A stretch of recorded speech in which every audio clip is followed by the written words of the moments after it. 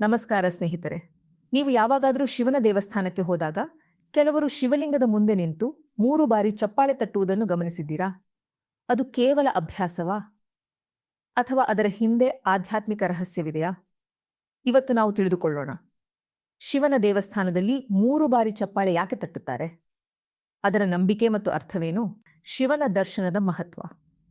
ನಾವು ದೇವಸ್ಥಾನಕ್ಕೆ ಹೋಗುವುದು ದೈವಿಕ ಆಶೀರ್ವಾದ, ರಕ್ಷಣೆಗಾಗಿ.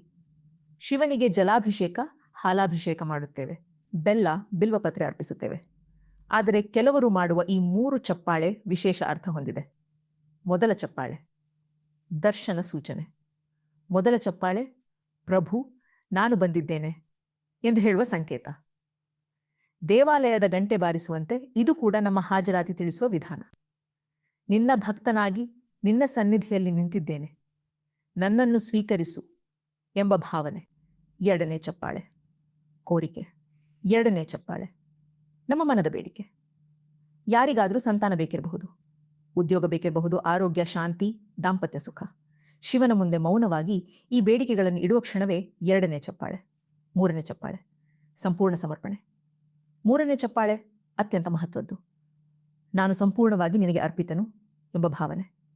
ನಮ್ಮ ಪೂಜೆಯಲ್ಲಿ ಆಗಿರುವ ತಪ್ಪುಗಳನ್ನು ಕ್ಷಮಿಸು ದೇವರೇ ಎಂದು ಕೇಳುವುದು. ಇದು ಕ್ಷಮೆಯ ಸಂಕೇತ.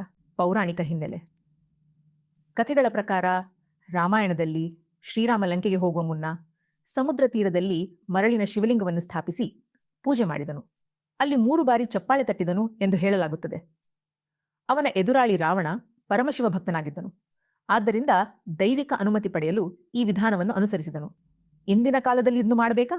ಇದು ಕಡ್ಡಾಯ ನಿಯಮವಲ್ಲ, ಆದರೆ ನಂಬಿಕೆ ಇದ್ದರೆ ಮಾಡುವುದರಲ್ಲಿ ತಪ್ಪಿಲ್ಲ. ಇದು ಮನಸ್ಸಿಗೆ ಏಕಾಗ್ರತೆ ಕೊಡುತ್ತದೆ, ಭಕ್ತಿ ಹೆಚ್ಚಿಸುತ್ತದೆ, ಆತ್ಮವಿಶ್ವಾಸ ನೀಡುತ್ತದೆ.